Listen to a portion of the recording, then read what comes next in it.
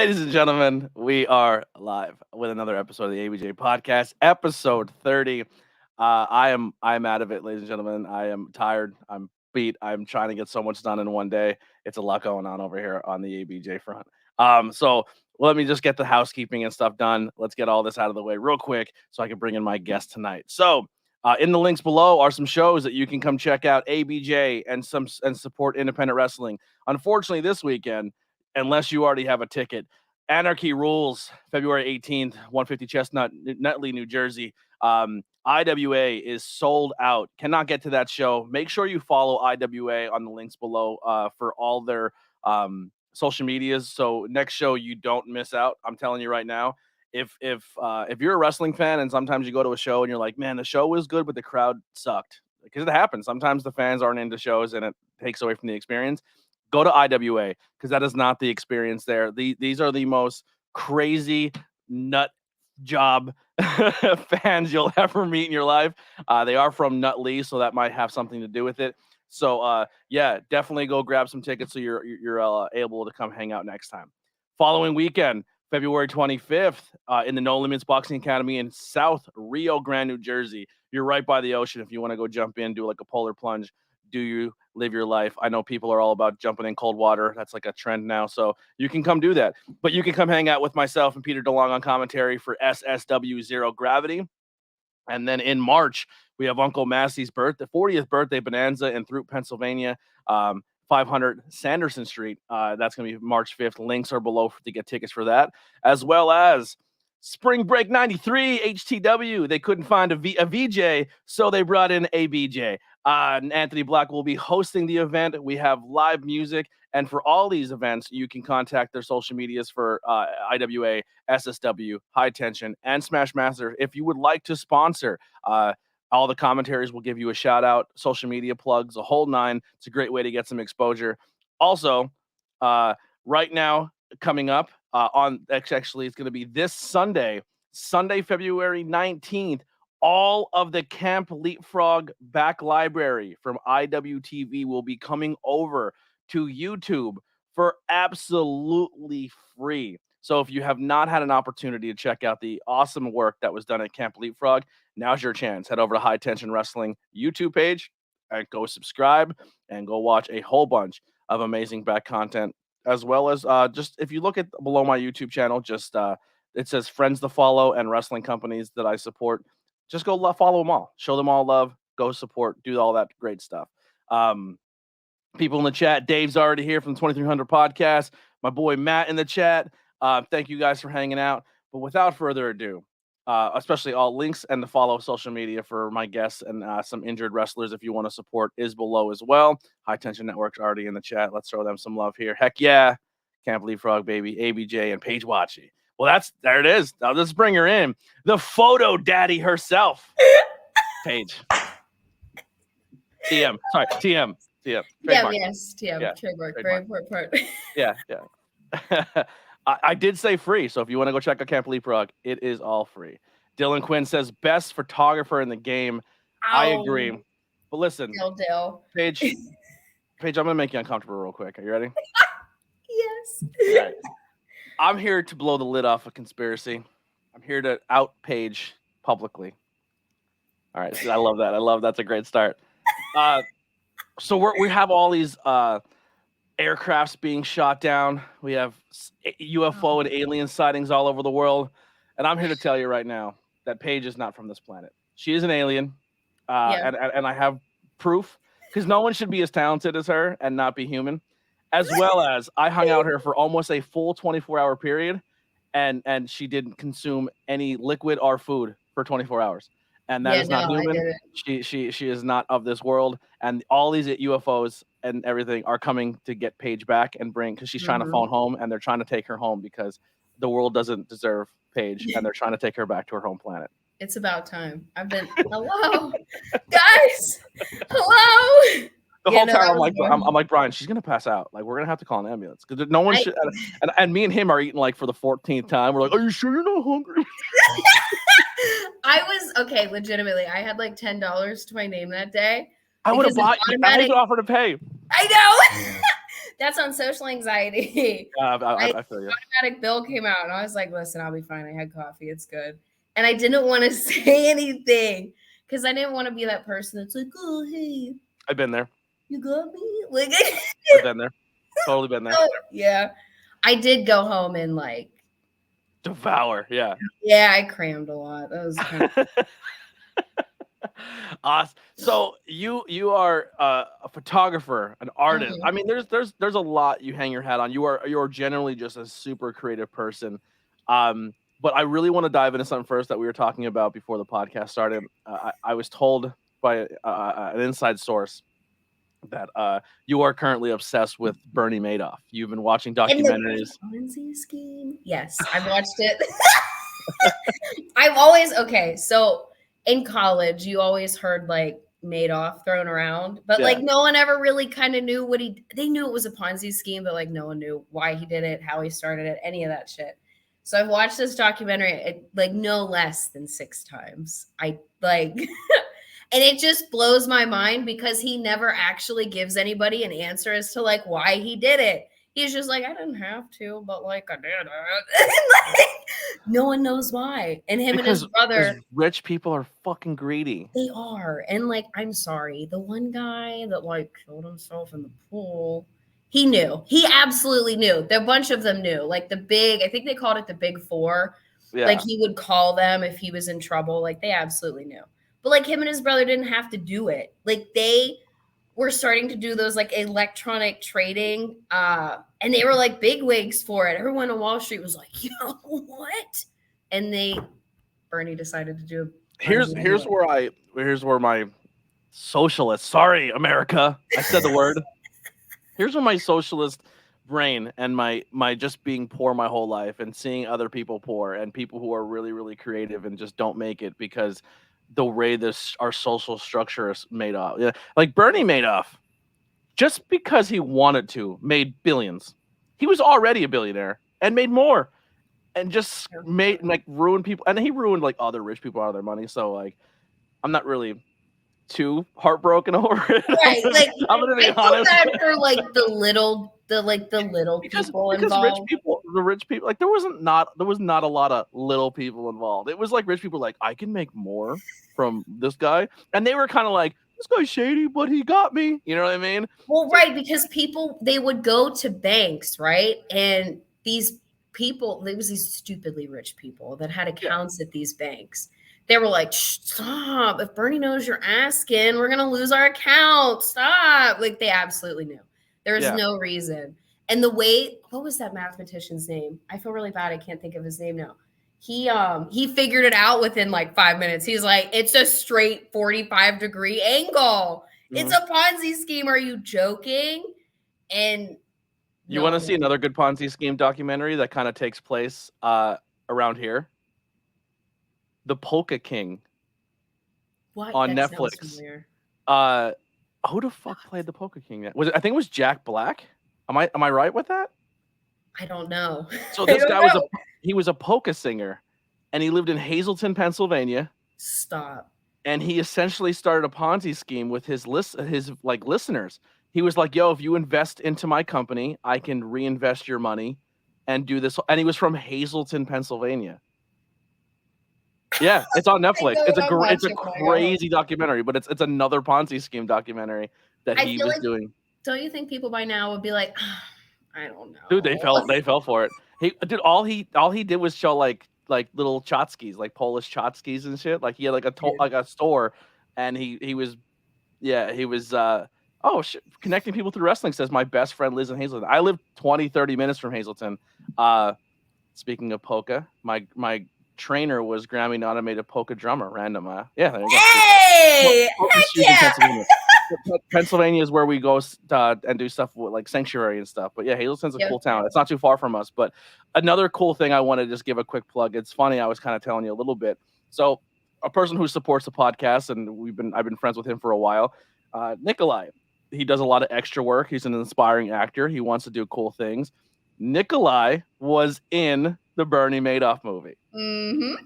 There's little Nikolai right there. Look at him. People's money with those big ass glasses. Look at him. That's what's funny. Nikolai said he wasn't allowed to shave, so that's like bearded Nikolai. Oh my God. It's really not. I'm just fucking with him, but Oh. yeah. He was so nervous because like we went out to go hang out and do stuff, and he was like, I can't get sunburn, I can't do this. Like he was like applying all because he's like because it's a Netflix documentary, so they Right. can't. He only had a small, so like that's just like a little insight of like acting. Like if you go, you can't cut your hair, you can't do this, you can't do that, you can't go get a tan, you can't get sunburnt. Right. Like they need you for if they do reshoots and stuff. It's a whole deal. But yeah.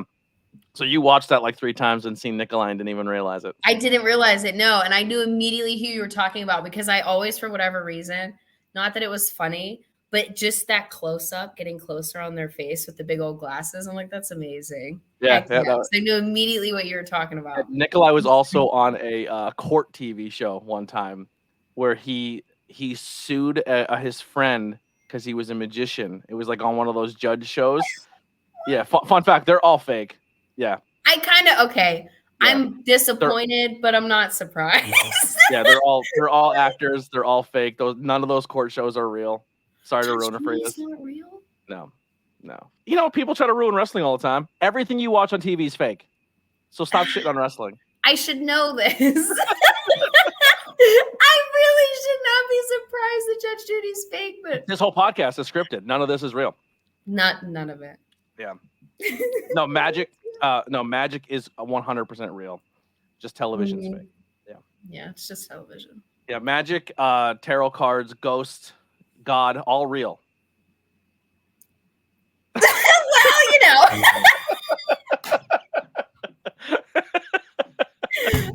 ow, maybe. I don't know. As she elbow drops her desk. So wrestling, how did you get into this crazy life of professional wrestling? Is it something you've always been a fan of, or was it just like, I like doing photography and they'll take me in? How did you get involved in all this nonsense? It's like a little bit of both, to be honest. So I always liked wrestling. My aunts always liked it, right? They were obsessed with like Shawn Michaels. I love China personally. I like China too. I was more of a China. See, I like China and DX, but I was more of a fan of China when she was with Eddie Guerrero. I liked Mamacita China. Ooh. See, I only knew her from DX. Like that's when I was introduced to her. You know what I mean? So like I always liked it. I remember when the Shield started and when what was that? When Randy Orton first started and he was like a tiny little baby. He was with Evolution. Mm-hmm. Yeah. So I was like, it's really cool to watch, but like, you don't talk about it at school because people can make fun of you for it. But it's cool if you play Dungeons and Dragons in school, but like whatever. Yeah, if you're a girl who watches wrestling, it's probably some tough sledding. Yeah. So in photography, I always liked film, photography, video. My mom always talks about like I used to try and take video cameras from her if she was filming. I was like, let me do that. So, but it was really by accident. Drew Danusky, he's like one of my best friends. I love him. He's an amazing ring announcer and he's just a great dude. He was my internship supervisor out of college. So end of college, you have to go intern, all that other crap. He worked. You have to go work for free to prove yourself, kid. Mm-hmm. Yeah. So he was my internship supervisor, one of them at Quick Rock. And like, we just got on the conversation of wrestling one day. He's like, you should come with me to like see indie wrestling. And I was like, what? He's like, it's like, it's not like the televised, it's indie, like local. So, and that's how it started. And then they needed... It's much more budget, but a lot more fun. Right. It's a lot more fun. And they just needed a photographer for a show. I guess their guy quit and I just never stopped doing it. They were like, hey, can you come back for the next one? And that's all it's been since. It's just like, hey, can you come back for the next one? So I love when people, because I've only really been in the indie scene 2, maybe 3 years, if that. And I might even be pushing it. 4, maybe. Yeah, and people are like, "Oh my God, how did you get in this business?" I'm like, "It's not hard. Just show up." Mm-hmm. Yeah, it's always like you don't even have to be that good. You just have to be there. Like you just got to be there. I think they were like, "Oh my God, she's like kind of funny and she's super nice and it's like decent photos. Bring her back, Yeah. So he kept coming back. It is weird though. Like I had a girl when I worked retail, she overheard me talking about editing these effing wrestling photos because there's so many. She's like, "How do you get into wrestling?" I'm like, "You got a camera? Yeah, show up. Yeah. Ask. Well, Show up and ask." Like speaking of editing weird. wrestling photos, we're gonna talk about it. Oh my God. So I was at the sanctuary one night, and you and Eric Pinhat were having photography talk. Yeah. And a few other photographers were there, and you were like schooling the new photographers on wrestling stuff. Yeah. And I remember Eric saying, like, I think someone asked Eric, like, what is your least favorite part about editing? Because I think you and Eric both had your cameras and your laptops, and you were like working on photos before the show started. And Eric goes, I'm sick of this. I'm not doing it no more. I'm making a firm stand right now. I'm telling every wrestler, I am done editing out weens in photos. Yeah. And I literally said, what are you talking about? Because I've personally never looked. Right. And now every single photo of a wrestling match, guess where my eyes go? Because of you two. It's okay.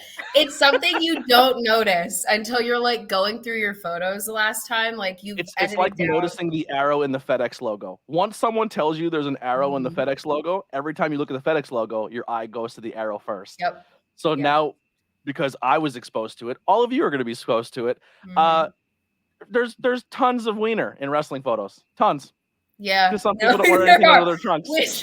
I found a workaround. I just dropped my shadows and I just dropped the black. So it says in Lightroom at the very bottom, you can like adjust your whites, you can adjust your blacks, your contrast, your shadows. I just drop it all. Like I'm not going in there with a healing brush. It feels really weird to do. I'm not doing it. I'm just dropping the shadows. The anti-ween button. There you go. There it is. Just if you don't want your mouse and clickers to be working on some dickers, I tried to rhyme. I don't know. It was dumb.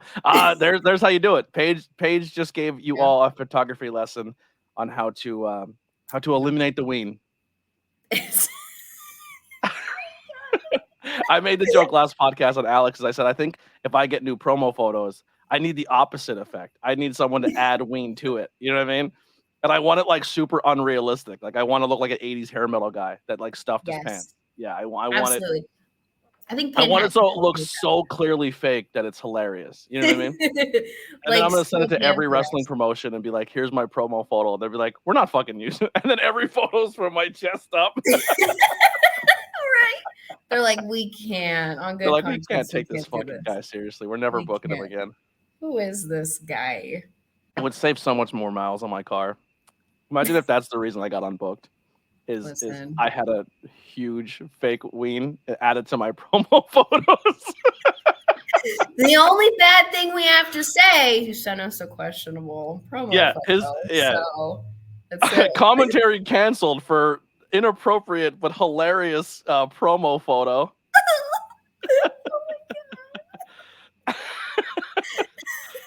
Oh man, that'd be amazing. I wouldn't even hate that cancellation. That'd be amazing. That'd be a badge of honor. Understudy?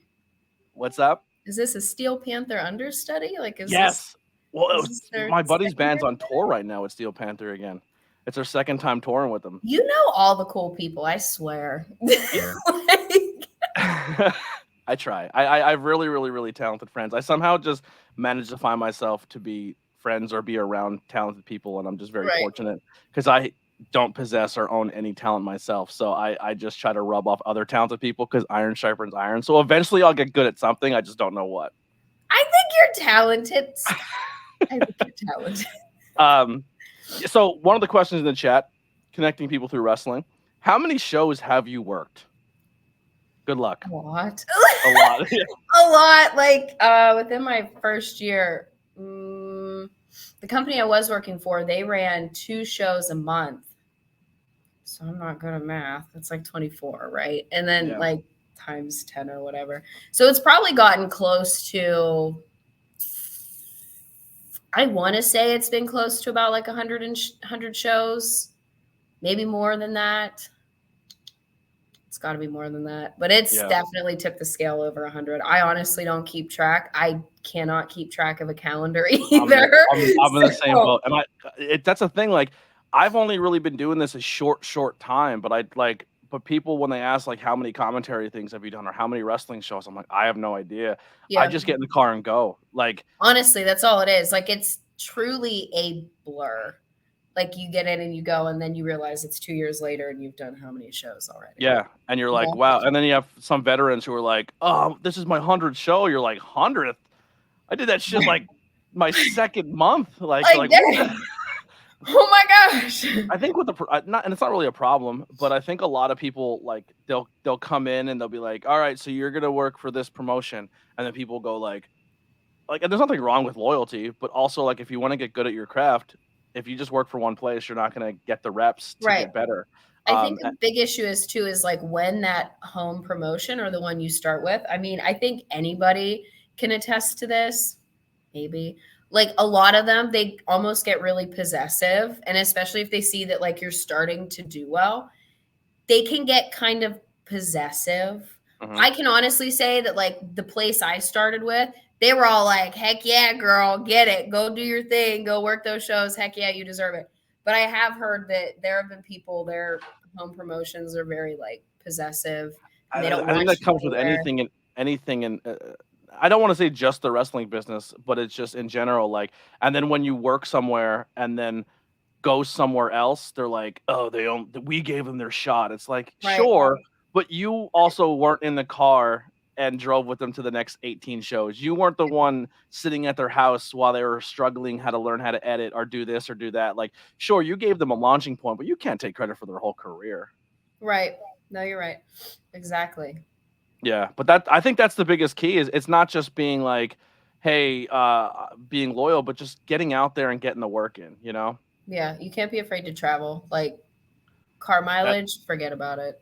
I'm literally the epitome of Charlie from Always Sunny. Like, I never left a 30-mile radius of my house for the first probably 30 years of my life. And then I just started doing this wrestling thing, and I'm like, went to Jersey twice in 1 month, and I was like, this is insane for me. Like, that's not something I've ever done. And now it's just like, oh, I've been to Jersey more times in my life in the past 6 months than my entire life. You know what I mean? Like, it's just it's crazy to think about. Yeah. It's odd. Like, my friends are all like, you literally don't do anything. Like, you don't leave your house, you go to the gym, you go home. Like, in that now you're just strapped like hours away for wrestling, and they don't get wrestling either. They like it. Like, my best friend Kate is obsessed, but they don't get it. Like, they see it as like the televised thing. They don't see that it's like 18 but even the televised, like, that's much more. It's so crazy. Well, here's a question, like a photography thing. So I kind of dabbled a little bit in photography here and there. And I am, as we're talking, I'm kind of like creeping on your page. So I'm trying to find this one photo because I want to post it up. And I keep finding more photos that eventually I'm going to start dropping in the chat. So if you're listening to this audio, there's going to be some cues in here that you're going to hate, because if you're listening in your car, you're like, I can't see. Well, go check it out on YouTube. I need to subscribe anyway. And if you're watching this, you can listen to the ABJ podcast in your car and be just as pissed as these people are. So yeah, I think the coolest part is when wrestling promotions have a little bit more of a professional setup, because sometimes it is what it is, and there's no knock, but like some places just kind of show up in a gym, they put up a ring, or they show up here and put up a ring, and then it's your job as the photographer. And I think this is where you stand out, and a Pete stands, and I'm not Pete. I'm looking at the chat and see Pete, and a Pin Hat stand out. It's one thing to take a photo of the wrestler and a photo of the action, but I think what sets you apart is you find that backdrop, you find that moment, you find a angle, you find like almost like a cinematic look, and use your environment to pull out your photo even more. And I think that's what makes you stand out. And then if you put you in a scenario, like, for example, like, your photos are fantastic, and Pin Hat's photos are fantastic at like any wrestling venue you put you at. But then you drop you in at a little more setup place that has the lights and the way everything's set up. And when I say lights, like, for example, AXW Outbreak, they have the lights above the ring. And then Right, the which rest of I it, love. I think it's like the coolest. It's the most.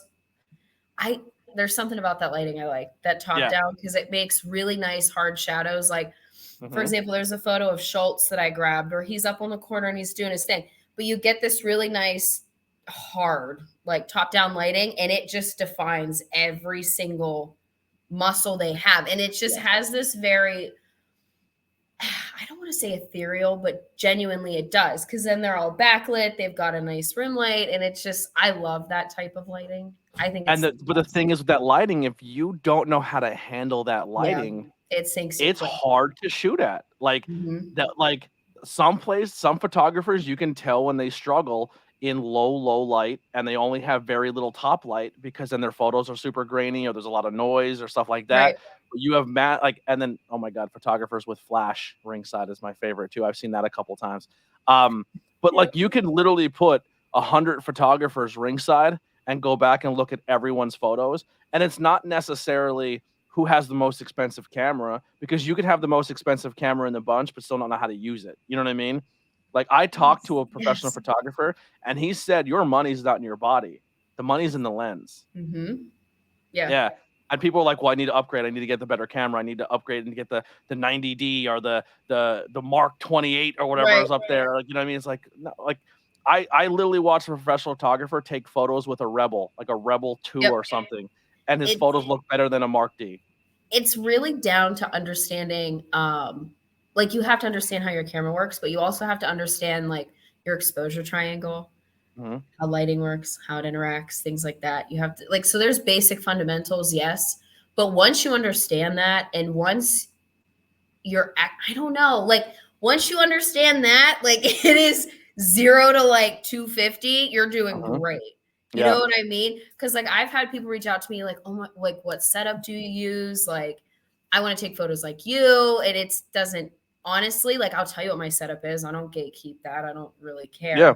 But like, also, just so you know, 90% of it is understanding how to take that photo, your exposure triangle, your lighting, da da da da da. Like that's 90% of it. The other 10% is you're thinking about framing and composition, yes. So like you're looking for moments. Like you really should be looking at capturing moments in time. Like that's my big thing. I think it was Rosh that made the joke that Paige always loves to see like people in pain. And it's not that, they're just so emotional and it's such a visceral point. I don't, like, you can see the person behind the character coming through. Like this is a person that went and trained and thought about their character and learned how to do the craft, and now they're out there and they're like busting their ass and they're in the ring, and like I'm going to be honest, they're in there for like 10, 15, 20, 30 minutes And that throwing each photo other can last a around, lifetime. jumping, right? So like you start to slowly, as the match goes on, you start to see like the actual person like leaking through that, where they're like throwing their all into it. And that's what I like to try and grab, because that's who's looking at it like 20, 30 years down the road. They're not like, oh, this was this, like, no, this was me, this was the name I wrestled under, and this is, so that's what I look for. What are some of your favorite places you've taken photos at? IWC for sure. That's where a lot of your photos right now, I think I'm looking at, and that venue looks beautiful. The way I they have it, do. the way It's they have it gorgeous. lit is so good. It's gorgeous. It's just a simple little squared setup up there. It's really nice. I love shooting there. Even like shooting, I think my first show, the photographer that was there. I just found a photo that literally embodies what we were talking about. How if you don't know what you're doing, oh come on, load in, you son of a bitch. Like here's an example of where a place can be so dark, and if you don't know what you're doing, this photo is the hardest thing to take. But the way you took it, and of course now it's not working. I hate my life. It's okay. All right, I think I got it now. This right here, like this is this. So I'm gonna. So this is essentially the same venue and arena I'm gonna put up right here. So this is the same place, just to make sure we're on the same page. Now nothing's there again. Jesus Christ. All right, here you go. This place. Yeah, that's Same venue. Look, the way you use the light on top, you're talking about the hard shadows, all that's there. here's the same venue, but not using the ring light. And you're using that one blue light in the corner, and you got the coolest photo of all time. But if a lot of photographers take that shot and they're like, oh, I have to throw that away because it's too dark and I can't see anything. But you use that one light source, caught a moment, and got a really good photo. Thanks. And I'm not even professional or even know what I'm talking about photography, but this is one I pulled up. I thought was really cool just because I watched him as a kid. Tatanka, I know. Okay, that's so the coolest photo of Tatanka I've ever seen in my life. That show. Oh, he's so nice. I got to that show, and normally I like walk to the back and I set my stuff down, but a really good friend of mine, her name's Nat. I love her. Wonder Witch Boutique. She's killing it. I love her. We were just standing out there talking. So like, I didn't know he was going to be there. And then I saw him come up on the reset button and I was like, oh my God. So I was like, snap. Normally I try not to be like a shutterbug, but I definitely was when he came out. I was like, I can't miss this. What you mean by shutterbug? You mean where you take rapid fire photos and where you just hold the shutter down. And you're like, one of these is going to be good when I go back and look at it. Right. Which I've done before because sometimes people like they'll come up with things on the fly and you can see like a lot of it's anticipation too. You start to like figure out pacing, not on their level, obviously, but like you start to figure it out and you kind of put two and two together when they're like getting ready to set up. So sometimes if I can see they're getting ready to do something big, I'll like press the shutter down. But not always. No. And hope you get the moment. Yeah. I mean, and I do. But sometimes it doesn't work. But Tatanka was great. That was amazing. I was like, I got to get this for my dad. Like, if I don't, my dad's going to be mad. He's going to be like, were you kidding? You met Tatanka. So that's what I always get when people are like, oh, you work in the wrestling thing. And then they go look at my photos and like the people I met. I'm like, yeah. If I wish I would have taken more photos because the people I didn't meet are the ones I didn't get photos of because I was too afraid to ask for one. There have been like one or two people I've seen that I'm like, oh my God, cool. Like they're great. But I never ask for photos. Social anxiety dictates absolutely not happening. So here's some other photos I pulled up that are just breathtaking. The drive-in show. Oh, I love the clouds and the using colors. The clouds was so good. Even Furious's gear here, just popping off of the blue and that matte and the greens. I can't stand it. It's great. Another great RJ City, woo! Yeah, great photo. Great photo. This is not doing it any justice. Just like kind of looking at it because if you zoom in, man, you can literally see like the details and the thing in his mouth. It's amazing. Two of my favorite people in the wrestling business, the Neon Blondes. I love them so much. Once again, using the light in the background, getting that like glare looks amazing. All the shadows and his abs look ripping apart.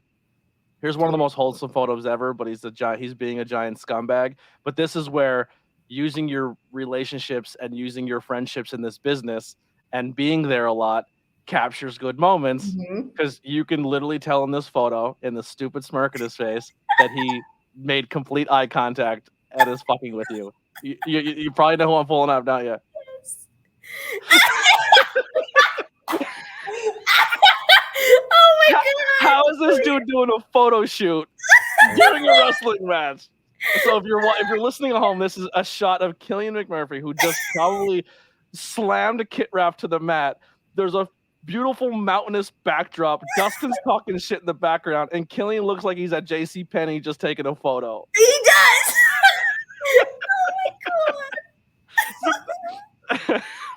He's always one that I can tell he's posing, right? And he'll look at me and he'll be like, and he's like definitely throwing poses out. And that is the brilliant move of just Killian in general. Because once again, but that's a sanctuary move. When you're at the sanctuary, you're taught find the cameras. Yeah. Get the shot. That's Killian finding the camera, but also knowing that he probably knows who you are because you're good at what you do. And he's like, I guarantee if I look up, Paige is gonna be right where she needs to be, and then there's the shot. Well, I try to. I always tell people like, I'll catch you. Okay, like I always do. I always make it a point. I try and get people even photos of like people in their element, walking around, interacting with the other person. But like, if you got any big moves, let me know, so I can be where I need to be. But yeah, I just from this experience here, I need one thing from you. You need to make albums of shows you go to, because there's 2,000 photos in one folder, and I'm you're driving me crazy. Make albums. This is this promotion. This is this promotion. I do. Are you on my Facebook photography? I'm on your business page. They should be in albums. No, they're all in just one big upload folder. I don't love that. I'm gonna have to fix that, because I do. I go through and I sort them. That's one thing that promotions have also told me. They're like, we love that you do that, because we are not sorting through 2,500 photos. That's another amazing photo. This is like a before and after. So this is before.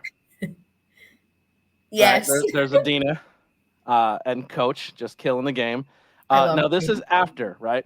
So in this moment, she's doing a suicide dive with a broken in 3 spots collarbone. I know. I like, oh my God, she's superhuman. Yeah, Adina Steele. Just once again, and this is a venue where it's essentially just, there's no special lighting, no special rigging. This is just natural lighting and making it look amazing. And it's not, and your photos, you're not making the place look unrealistic either, because there's some people who take photos and you're like, that's not the same venue I watched this show at. You know what I mean? Like, it's like, where did you pull this out of? So that's another thing. So here's a question. How much of your photo is the natural photo, and how much of it is post editing? Because there's people who do that as well, who will take a photo and almost make it look like it didn't even was taken in the same place. You don't do that. I feel like you bring out the venue more than you do add to it in post editing, because I think a lot of people spend more time in the editing process than they do in the actual photo taking. This is true. A lot of it, honestly, is just color grading to the temperature of the lights. So for example, IWC, the colors always throw very red. They throw very warm, because you've got very warm lights, and then you've got the red ropes, and then you've got, it's like a light blue, but so that's always going to throw more warm anyway. So most of my editing is color grading. Like, I think the gym that Smash was at, those were coming out, I think they had tungsten lighting in there. So they kind of sometimes would have like a little bit of like a green tint. And then when you get the different blues, they end up pulling a little bit more cooler tone. So that's mostly what I focus on, is making sure not only is it accurate to the venue, but it's accurate to people's skin tone and their gear. Because like, that's my job. It's my job to make sure it looks like how it did when it was there. Like, I really try not to do, even with portraits, I really, really try very hard not to do any kind of like fine little editing, like fixing makeup or like anything like that, unless they specifically ask me to. Like, I fixed a homegirl's eyeliner or two, but nothing ever. Like, I don't go out of my way to like change anything. But that's most of it is color grading. Sometimes there's a little bit of, I don't even like to mess with the exposure, because you don't need to. You really don't need to. Like, if your camera's set properly, you shouldn't have to. Correct, right. I mean, that's literally 90% of it. That's like, I've always, like I said before, people ask me, how'd you get that photo? Like, how did you edit it? Like, it's literally 90% in camera. And if you pay attention to what file format you're shooting in too, you can retain a lot of that information. I need to go out with you one day when you go photo shooting, and I want to bring my camera and I want to pick your brain and learn more tricks. I'll probably never use photography, but it's something I want to learn as like a side hobby. Like, I have a camera and everything. I just don't know what I'm doing with it. Like, I took some photos I sent you like at concerts and local band shows, and I don't think they were terrible, but that's 100% just me trying to learn how to set the camera up. That was no post editing. That was just what came out of the camera. Right. And I didn't know how to do any, you know what I mean? Like, it's overwhelming. I will give people that. Like, it is incredibly overwhelming to like sit there and try and learn it. But like, for example, there's a guy on YouTube, his name's Jared Poland. He literally, for almost every major camera, so like Canon, Sony, Nikon, no, Pinhat, they don't. So Pinhat says, pretty sure that next to no wrestlers understand what we actually do after a show. After we shoot a show. Yeah, everyone's like, "Where's my photos? You took it with the camera. It should be good to go." Yeah. I need my It's photos right now. like right now. But like Jared Polin, he for like Canon, Sony, Nikon, he literally has videos. They're like an hour long, an hour and 20 minutes. He literally goes through every single setting on the camera and tells you what it's for, why it's there, his opinion on whether you should set it or not. And like that's a really good baseline. And then you Yeah. can start from there. You know what I mean?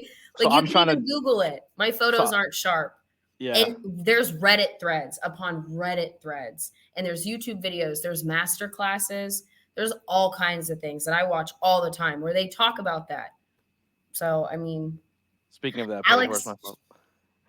Alex, if you're here hanging out, please do me a favor. Go through her Facebook and find me two photos. I need the one where she took of Devontae's in the locker room. It's like a portrait style shot. oh, that's on my Instagram. And I need the photo of when she took photos of Mercedes Martinez and Thunder Rosa coming out of the tunnel at the one Alex, show. they're all on my photography Instagram. You can probably Yes, just find them find there. those and send them to me if you can, please.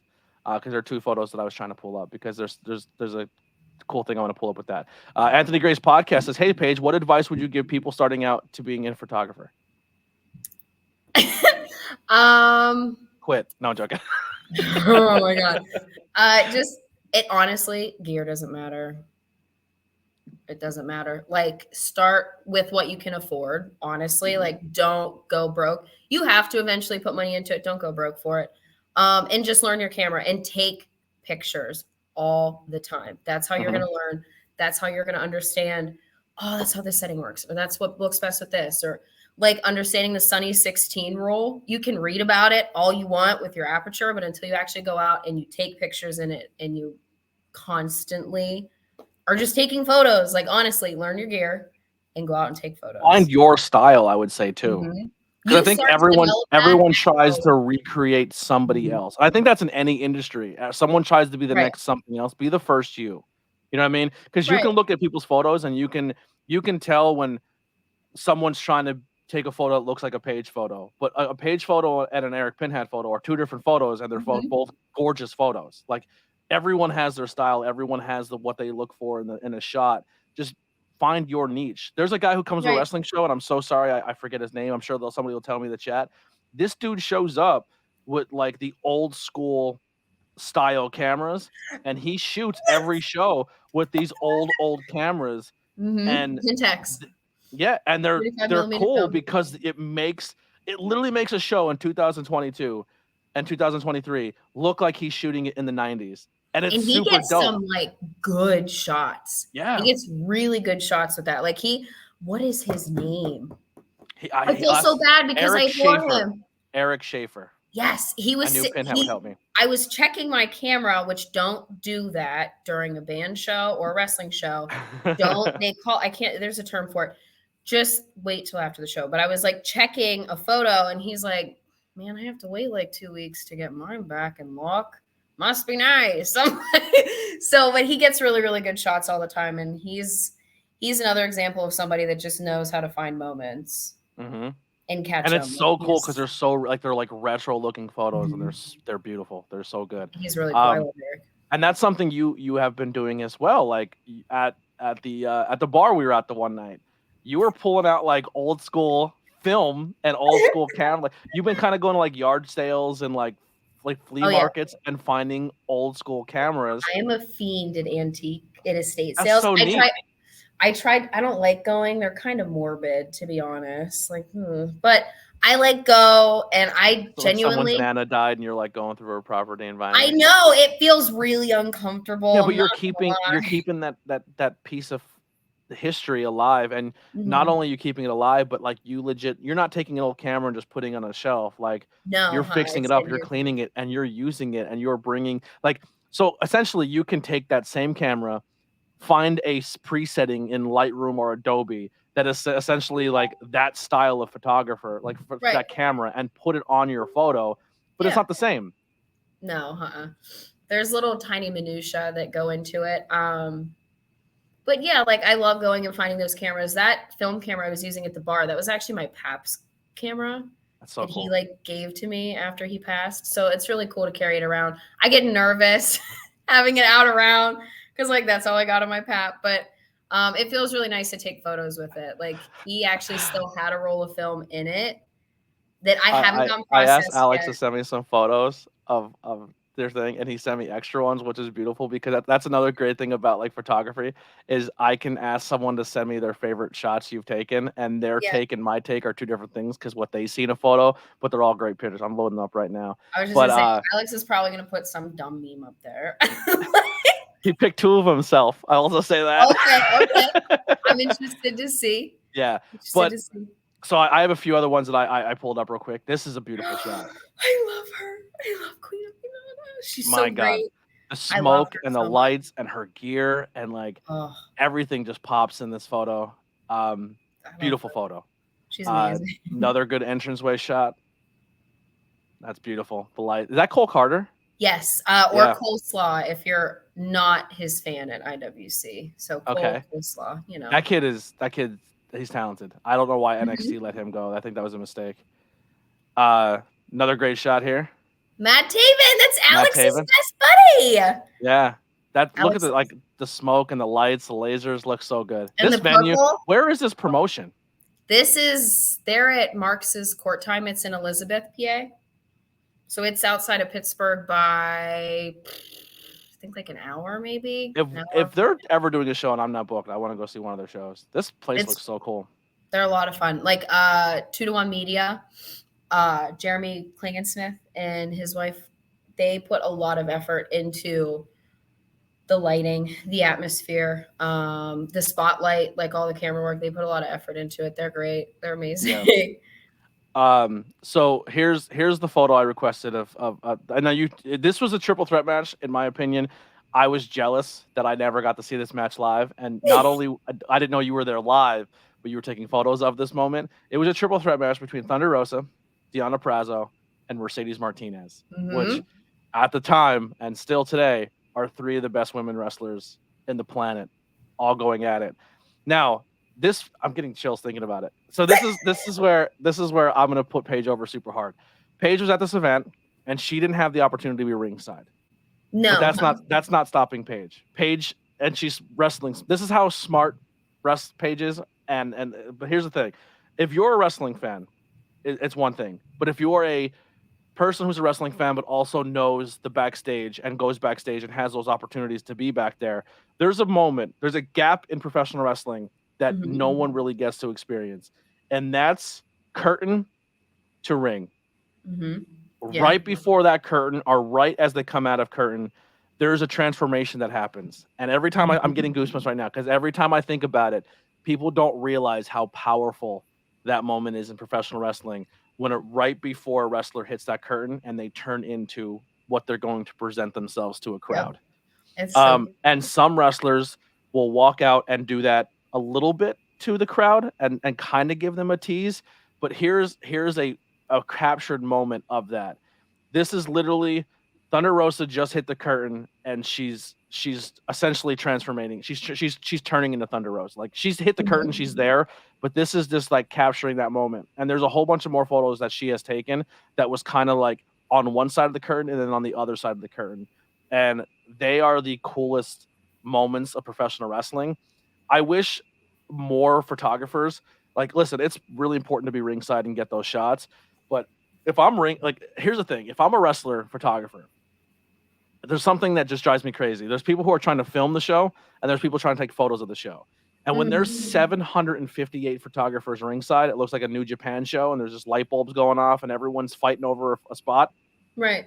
That's not where all the action is. Get shots from the crowd. Get shots from a bleacher. Get shots like someone be backstage. Dude, a shot of someone getting in their gear is just as powerful as a shot of someone jumping off a top rope. There's so many places you can put yourself at a wrestling show to get moments that a wrestler, like I'm telling you, if you literally take a photo, now be mindful because sometimes backstage there's wrestlers who are in masks who don't want people to see them. But, like at Rex, I don't go near Candids because they have a lot of luchadors there, and that's like an ultra respect thing. And there's also some wrestlers that you would say like, hey, I can take a photo of you, like, you know, in prep mode, and this will never be seen by general public, and those wrestlers might want those photos too. And it really comes down to the photographer talking to the talent and becoming comfortable with the talent, and them trusting you that you're not going to put things out that's backstage that they might not want. That's what I do at IWC. Like there will be times where there will be people that come through, bigger names, but they're there and they're like training with everybody and they're talking to everybody, and they really love those photos, but they know like I'm not gonna like post them anywhere. Yeah, because it's very, very personal, but it's really like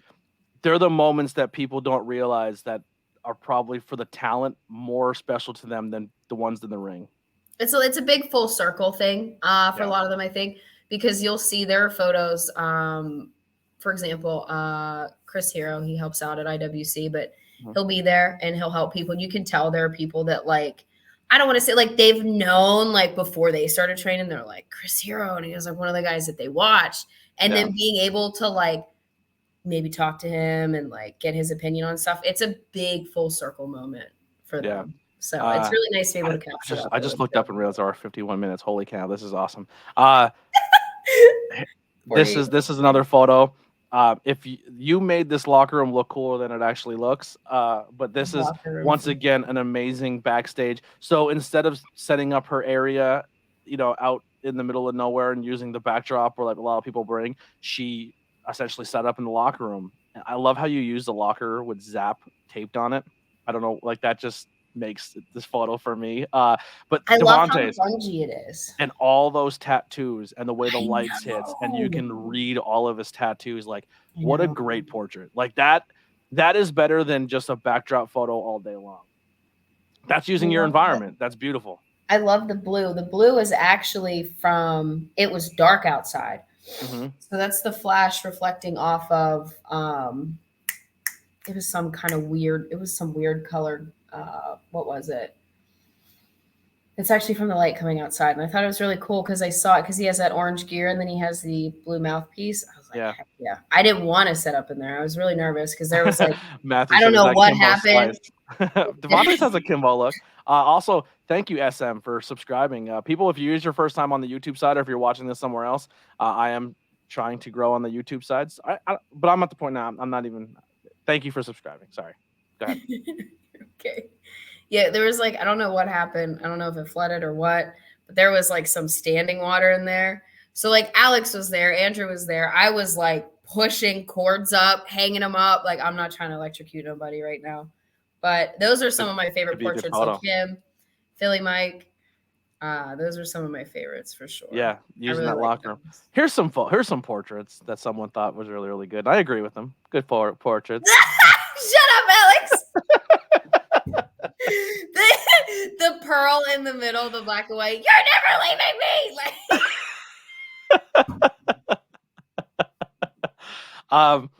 I don't know what this photo is, so maybe there's a story behind it. Oh no. Okay. Hey Siri, play Lady Gaga's telephone. We were at a Bodahana convention, and Alex, please correct me if I'm wrong, but it was a gaming convention, but the people that run it, they're actually they're therapists. So it's for a really good cause. They actually, a lot of people there, they build board games. And the one that they're building now, it was for assisting individuals with autism with like different skills, but they're learning them while playing a game. So this was during a break. I was done taking like candids for the day, and we were waiting for a panel to finish because he had a hard cam set up in there. And we were just outside messing around, and he was like, there was a joke there. I can't remember what it was. I think he was crying for a second. Yeah, no, he posed. I was like, because he was making a joke. He's like, I'm so important. I'm the co-owner of HTW. But like when he posed, I was like, do that again, but like, tell me to shut up. Tell me to shut up. And he did, and it came out really, really well. And he wanted me to get rid of it, and I was like, absolutely not. Well, he picked it. There you go. Here's a photo that is super cool, and I think the lighting is dope. Everything's cool, but there's one other moment in this photo that I think Alex picked it really well. Look at the hair. I'm sorry. That's Duke and Gannon. Duke is the one that's jumping right now. His hair is everywhere. Gannon is the one that's standing. This photo, like, went in and that's not main event. Wait, what's her tag team name? TME. It used to be the main event, but they shortened it to TME. I was gonna say that was main event. Mm-hmm. Yeah. Not to be confused with the other main event. But they actually wrestled main event versus main event in a main event at it was Party great. Wrestling. This was at WrestleRex last year. This is my first time shooting WrestleRex. This photo went in and out of my recycling bin, I think 3 times, because I loved it, but I was like, it's not straight. His hair's cut off. But I kept it, and it is easily one of my favorite photos of all time, because especially Duke, when he comes out, he's like what? I think he's like 6'5" or so. Yeah. He's huge. They both are. But like when they come out, like the crowd, the energy is unmatched. And Duke like jumps into the crowd and he's whipping his towel around.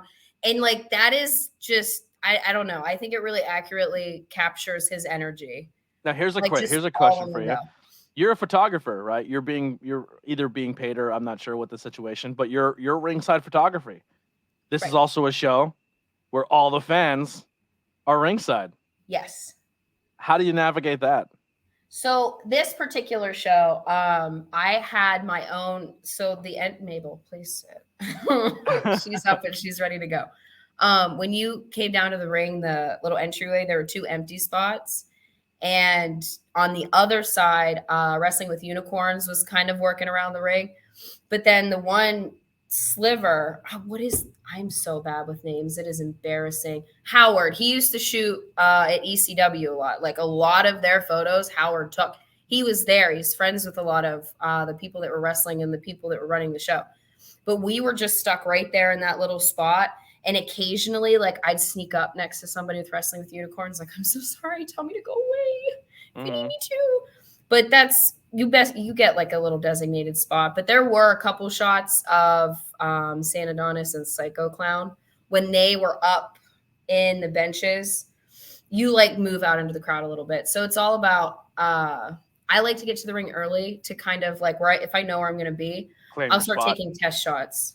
Or like if there's someone I know that's in there like practicing, I'm like, hey, give me a jump or like hit the ropes. And like I'll just kind of quietly test and see what my setting should be based off of that. But I personally love that show. I loved the crowd being up against the ring. It's cool. It's a cool show to watch like that. I like watching shows with the crowd. It's a lot of fun. And then like especially if the crowd has to do a moment where they're gonna do a dive or they're gonna do something crazy like that. They go nuts. Where they kind of have to be like, everyone back up. Like I kind of like that moment where the talent move the crowd out. Like we're gonna do something, everyone scatter, and then you can have those moments where it looks like move, like get out of those chairs. You can see there's a couple people that are like, oh my gosh. Yeah, or like when the heels like move out of the way. I'm gonna throw them into the chairs, and then they don't. You made everyone move. I think it's amazing. There have been a couple photos. It's mostly like, Garrett Dillinger. He does that at IWC a bit. He'll be like, I'm going to throw him out here. And he like brings him out around and just throws him back in the ring. And he's like, you look stupid. And those are like my favorite photos to get, where the crowd's like horrified he's going to throw somebody, but then they're like betrayed and disappointed that he did not. So like just that crowd switch over. Or like whenever I used to take shots around the backside of the ring at IWC, which I think I might start doing again. So when they're doing their rounds, when they're first coming out, like just seeing the sea of people separated by like a little tiny barricade, and then someone they either love or like really can't stand. Yeah. Like just seeing all the different reactions through the crowd, and like the heel or the face, they're like, hey. And the last photo we have that Alex picked. Her jacket. Yeah. That's right. That's a curtain shot. That's coming.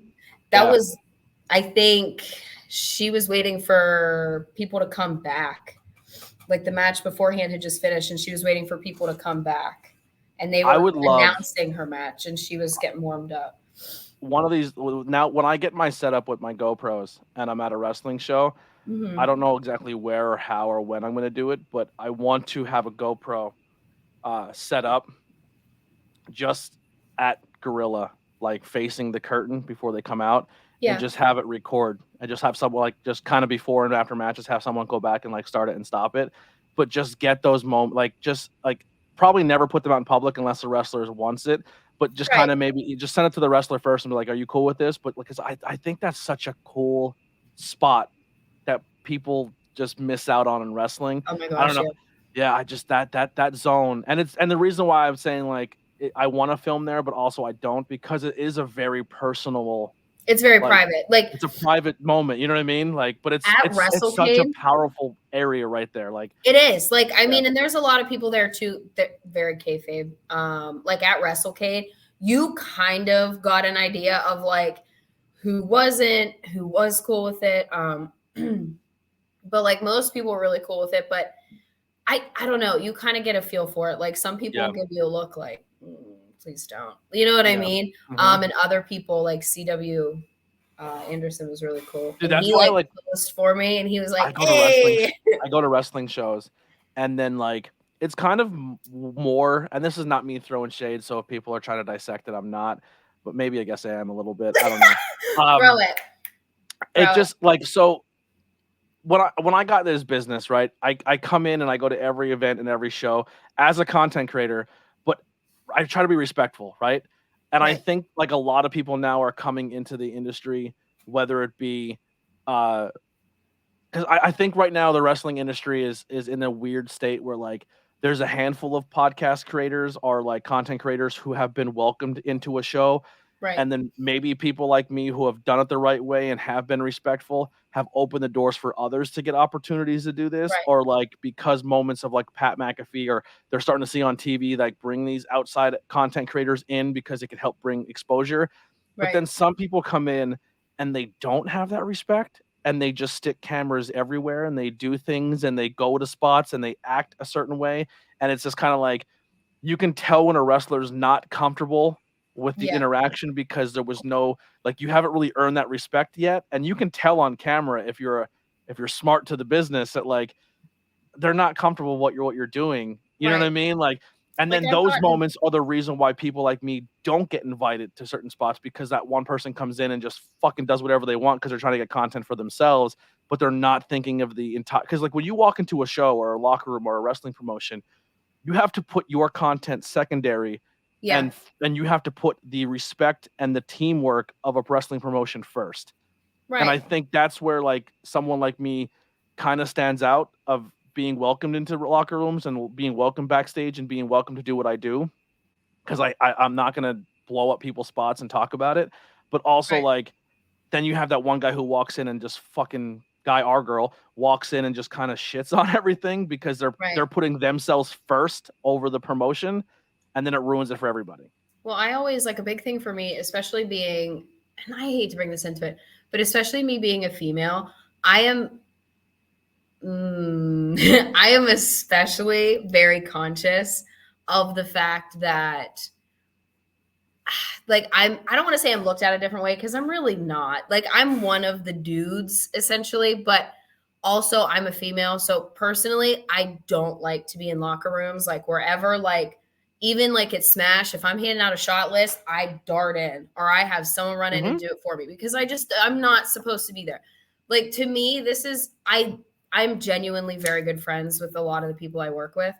But like when I'm there, I'm working and we're all professionals. And Yeah, like it's not, yeah, like you show up and talk to your friends and chit chat and things like that. But it's not, I take it very seriously and very yeah, like professionally. So I really, and I'm always cognizant of the fact that like I'm there as a service to the talent and the people running the show. Like they're not getting booked around me. I'm getting booked around them. Like I'm there to do a service for them, perfect you know? way to bring. So So you're there to get your photos and your moments and put Paige Watchey photography on the bottom corner of your photos, right. but when you need to do that, you need to handle it a certain way to get it done. So my kind of take is, sure, I get invited to these locker rooms and I get invited backstage. So instead of sticking a camera in people's faces for almost a year and a half, I didn't tell anyone like that I did a podcast, or I didn't shove it Right. down people's necks, or I didn't do anything. I just became friends, and I've earned my spot, and I put my content and my brand backwards and promoted the people that I was around and the promotions I worked for first. Right. And then I made connections and friendships, and then they were like, "Yo, I'd love to come talk to you on your podcast." And then when I have an interview with somebody, this is why my interviews stand out than other interviews, because I have a genuine connection with most of the people I Right. talk to. Right. Honestly, like that's what it all comes down to. I just gave you Is all the secret to ABJ. It's a lot of networking. Like Yeah. in just basic human decency and respect. Like if I ever, for example, if I Says, ever hey, have tell to us about cross policy and through, procedures. okay, that's for my shoot job, medical staffing. It's actually about to get a That's lot bigger. actually the policy and procedures of high tension wrestling right there. Yeah, it's yellow, and it's a warning sign saying, "Alex, don't go there." No, but like even if I have to walk through, like if you literally have to walk through a locker room for any reason, I try not to have my camera. If I do, I have a lens cap on it and it's pointed down. Mm-hmm. Like I'm always very cognizant because like I've been in very uncomfortable situations and I'm just very cognizant. I do not want anybody else to feel that way. Like, no, you know what I My mean? first time ever getting invited to a show was GSW. Yeah. There was one female on the roster, and that female used the same locker room as everybody else, and they're comfortable because they do it every weekend. And I remember setting my camera because that was the only spot we were able to film. And we set our Right. camera up. We have like this. Oh, we got our spot in the locker room. We're gonna have our spot. We're gonna do interviews. And then we kind of looked around and we seen like this is where everyone's changing, and we have a camera here. And I looked Yeah. at Brian, and then like the female talent came in, and I was like, let's dip, like because Yeah. I'm new. I didn't want to make any like so I left like when everyone changed because it was my first time ever there. And then I literally went back. I go, Brian, let's just pack up. He goes, what do you mean? I said, I didn't get one piece of content. And it was my first ever wrestling promotion. Right. My first time ever like working with a wrestling. And they're like, oh, you didn't get anything? And I was like, the only place I had to shoot was the locker room, and I feel like I haven't earned that yet, and I don't want to make people Right. uncomfortable. Like, who's this new guy with a camera back here? And people are having conversations and going over matches and talking personal stuff because it was a reunion show and everybody was Right. comfortable. And I was like, that's not a spot that a camera should be. And that No. was my first time ever being in the business, but having that wherewithal to be like, yo, pack it up. We're not getting content. Let's go ahead and enjoy the show. Right. And then we did a car ride home review of the show we watched, and that was our content. Right. I mean, like there have been candids I've seen where there are people literally in half stages of like undress in the background. Yeah, it's so crazy. And I just don't. If you're doing any type of editing and you're going through your photos and you see that, take it out. Like I wouldn't even put myself in that situation in the first place. I've seen people take photos of people backstage, and there's a clearly person who's not in mask in a photo. Yeah. That bugs the crap out of me. That's also part of the reason why I decided to move the portrait area. I actually felt really bad. What was the gentleman's name that was at that Outbreak show we were at? The luchador, what was his name? Muertos? Oh, Mil Mortis. Yes. I felt really bad. I didn't know he went back there to change, and I was like, let me know when you're done. Like my camera and stuff's gonna stay out here. He's like, oh my gosh, no, it's fine. I said, no, genuinely, I can wait. Not a big deal. Like, just let me know when you're done. And he had said later, he appreciated that too. Right. Because I was there when you said it, and I was there when he came out and like gave you props for that. Well, and it's like it's just a respect thing. Like my photos can wait. It's okay. Mm-hmm. It's okay. I have a promo list, but like I'm quick at it. Yeah. So and like that's you as a brand and as someone who's working just as hard to put your brand over, putting the promotion and the talent before yourself. And right, I think like that's who books me. Exactly. You know, I wish more people knew that. Like, and it's not like, and you can still like, it's not. How do I want to describe this? Someone's like, it feels like I'm not respecting myself. But no, you are by virtue of respecting other people. Or, bro, that's the only way you're gonna get ahead is kind of stepping on or just putting yourself first. No, it's not. Let me tell you, wrestling and music is very small, and like they all talk. They all talk. If you walk into a locker room and you're a disrespectful idiot and don't know what you're doing, gone. Like, everyone's gonna talk about it. I'm really not trying to be rude about it, and but honestly, like, just err on the side of caution. Like, just don't do it. Mm-hmm. Just don't. Like Howard, I know he was taking portraits out in the alley behind WrestleRex, but he's known all of these people 10 plus, 20 plus years, and even then, he's like, "Tell you what, meet me because I know you're getting your stuff on. Like, don't worry about it. Like, meet me out in the alley, and we'll do portraits." So it's just really about respecting other people. Yeah, I think that was I'm glad we had that conversation because I think there's a lot of people who, listen, you can have your camera set up, you can do everything, but I think if you're going to get in any industry or business, that's what you have to do first. Like, I understand it might be your first time there, and it might be like, oh, here's my opportunity as a photographer to get cool things, but keep that in mind when you're working at a show or a promotion or something. Is like maybe Introduce yourself. introduce yourself as a photographer or as a content creator, or just make sure you're getting your content in a respectful manner. Like if you're booked ringside, you're going to get content. Yeah. Like if you're booked for portraits, they are telling them, hey, I paid for portraits. Like Alex says this, Rosh says this, I paid for portraits. I paid for ringside. Like I need you guys to go do this. Like you're going to get your content, you know?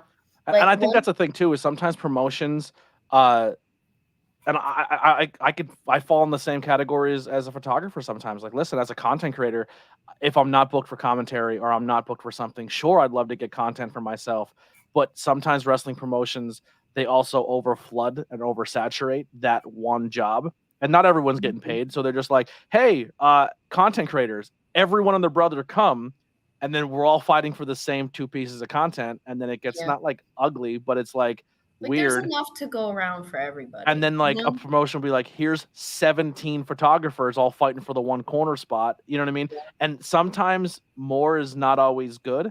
Or if you're going to book multiple people in the same industry, assign people spots. Like, hey, I need you to be ringside. I need you for this. I need you for that. Because here's what drives me kind of crazy.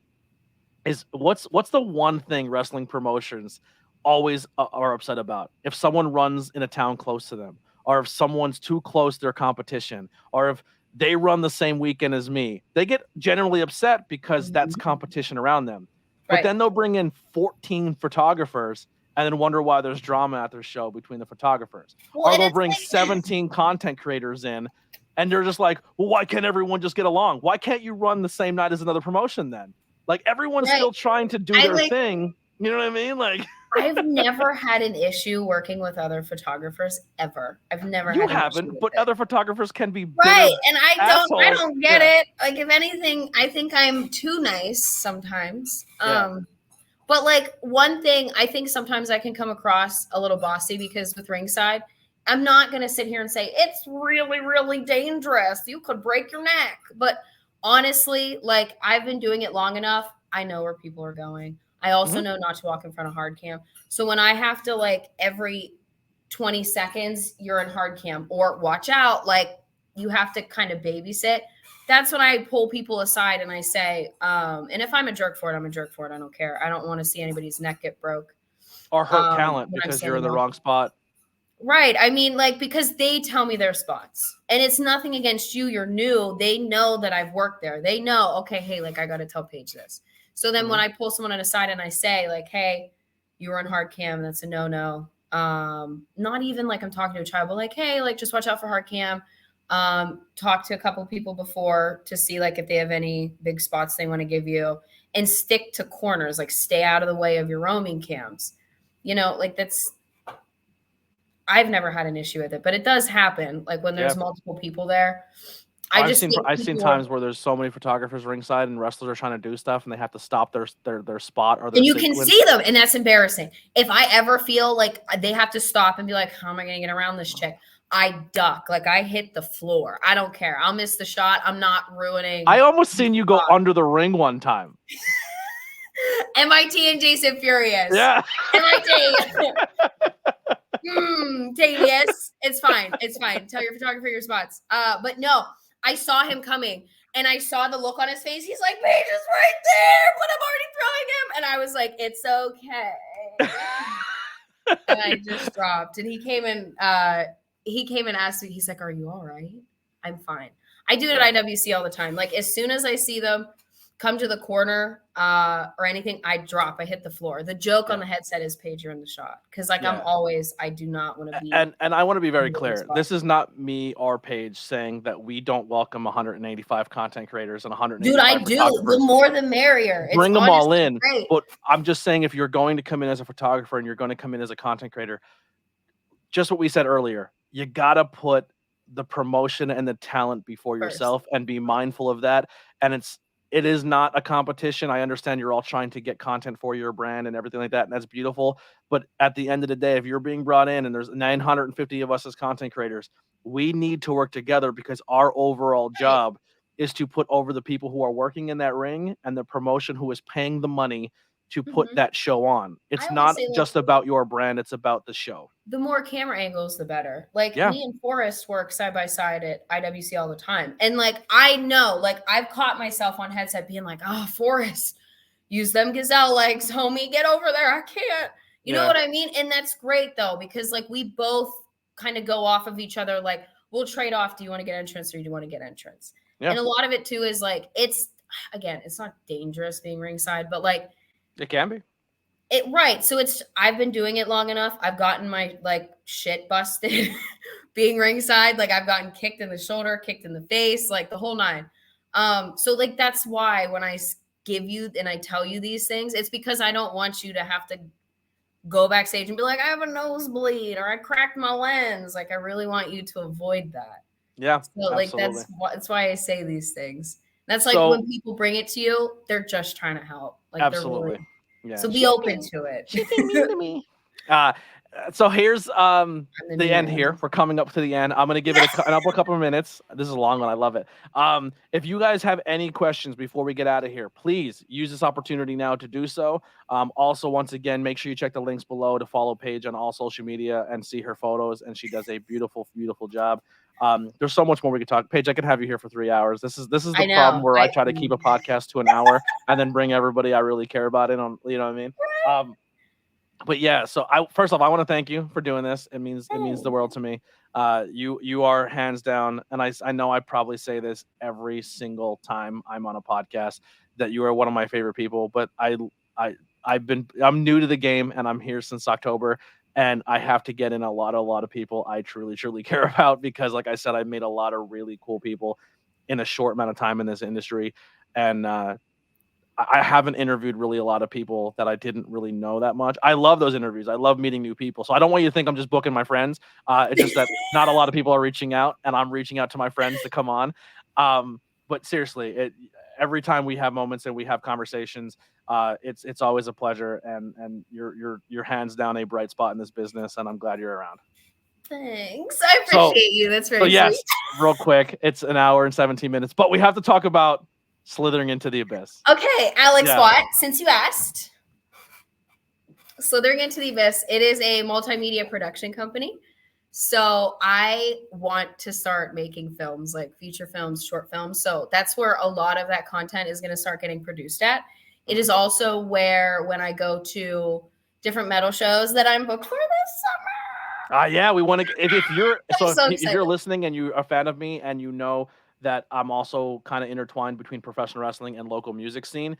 If your band is on tour or you're going to be in a venue somewhere in Pennsylvania, or if you're a venue in Pennsylvania who needs a photographer for the event, please reach out to Paige. I'm giving you my stamp of approval. She's unbelievable. And she wants to add more music to her portfolio. Yes. She has tons and tons of wrestling, and she's proven herself to be the top, if not the best in this area for that. She wants to add other stuff to her resume. So if you need stuff done, if you need what's the sexy photos in lingerie? What do they call those? Boudoir shoots. I love doing those. Hit her up if you just need photo shoots because I know Valentine's Day's over, but you want to add a little cool little thing for your guy. We know it's getting popular too when girls are doing like the old beer posters. You know how like the old school beer posters? I love there's a way to do them tastefully, and they're so much fun. They're my favorite. That's getting popular. Like stuff like that. Like hit her up. It's not just she's not just getting photos of people diving through ropes. She can do portraits. She can do literally any type of photography. And even if she hasn't done it, I'm pretty sure she wants to be challenged as well. So hit her up, man. She's super talented. But go ahead. Slithering into the Abyss is where when I go to metal shows, that's where a lot of the content's going to start going through as well. Is not even reviews, but just this was my impression. Like this is like how I got this shot. This is how I approached this show. Things like that. So like BTS in relation to photography. You should honestly, and I know like I say this all the time, and then I go to shows and never fucking do it because I hate putting myself on camera. But like, Same. But everyone's like, yo, you should vlog your days at wrestling shows, and I love that. But the problem is I rather have the interaction with somebody, and I forget to pull Yeah. the camera up and be like, oh, so today at the show I did this, and then I feel weird like in a room corner by myself talking to my camera, like. But but I would generally enjoy watching content if you were like, hey, this is what I'm bringing to the show today. This is what I'm doing ringside, like before the show, like just cool. Like even if you did with your phone, just like a quick, like, here's what I'm using today. Here's my setup. This is what I'm going to try to do. I'm going to get some shots. And then after the show's over, like, here's some shots I took. This is the cool moment. Like I would be interested in that content, whether it be a wrestling show or a concert or whatever. Well, and that's what a really good friend of mine, CJ Downey, he's a very talented photographer. He's actually one of the ones that did a lot of the WrestleCade portraits this year.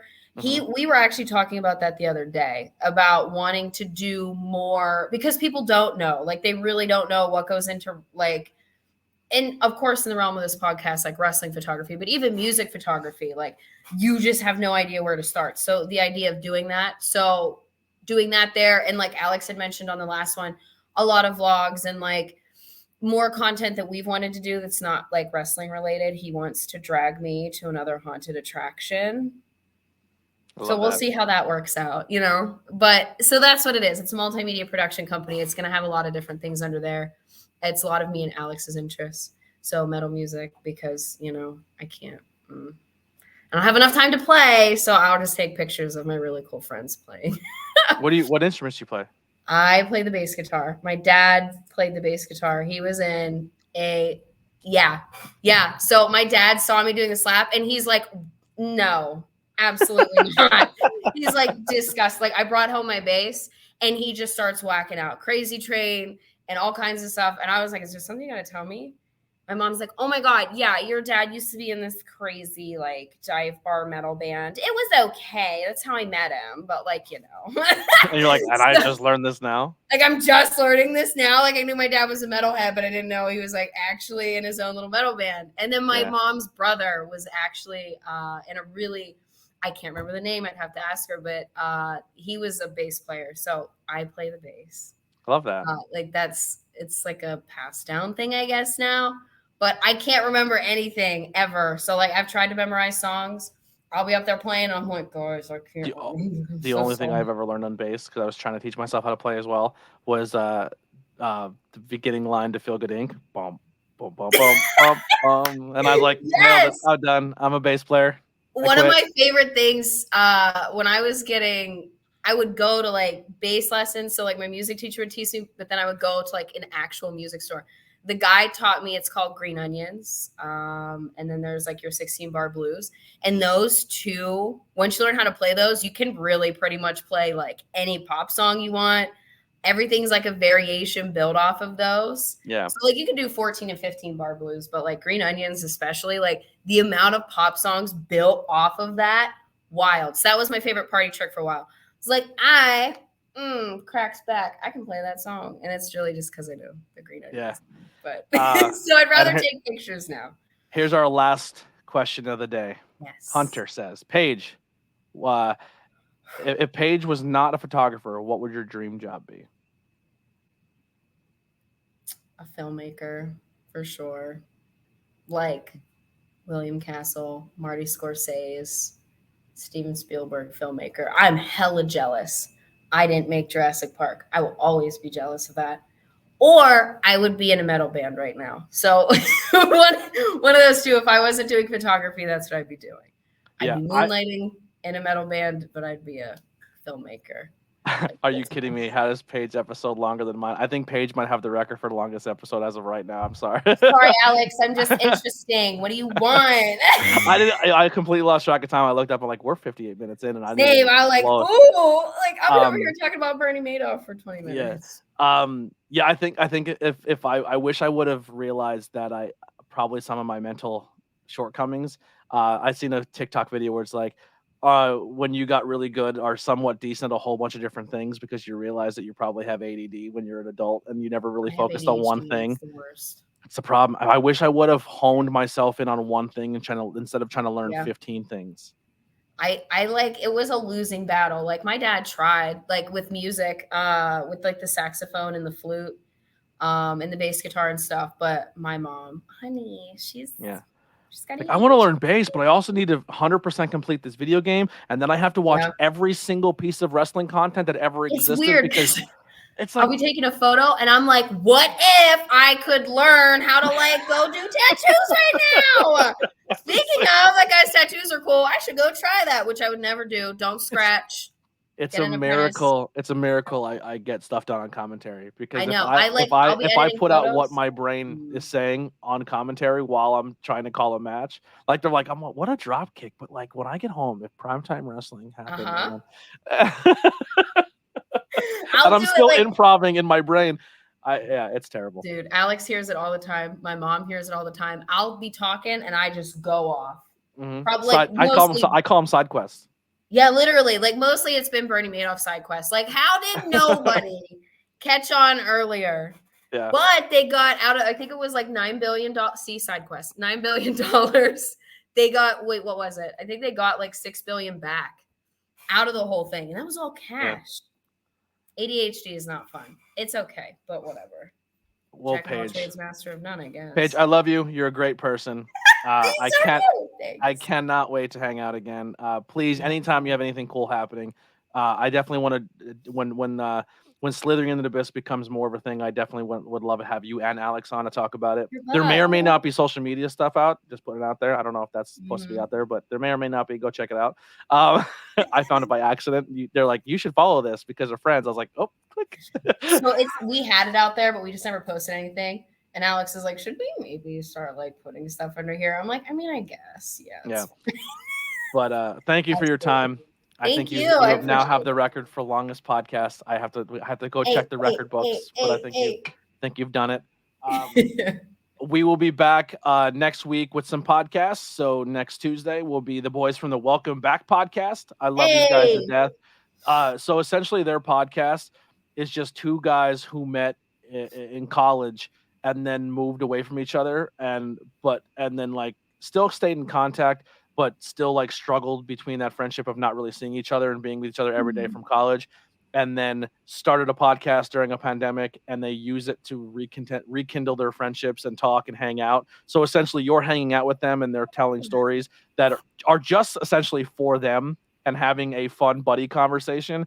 And when you listen to that podcast, you're going to feel like you're part of their friend group. And it's just really good. It's really wholesome content. I love it. Go check out Welcome Back Podcast. Then we have Shelby Waters coming on the podcast. And then we end the month with Adina Steele. Woo! There it is. That's the month of ABJ Podcast. Thank you guys so much for hanging out. Paige, once again, thank you so much for your time. We'll be live again at 8 o'clock tonight talking about Survivor Series 2002, the first ever Elimination Chamber. We're covering the show. I still have to watch some of it, so that's what I'm going to do right now. Late night last night. And then we're going to also give predictions for this weekend's Elimination Chamber. So join us live again here tonight at 8 o'clock. We'll see you guys then. Make sure you follow Paige and support her on all the links below. And we'll see you next time on the ABJ Podcast.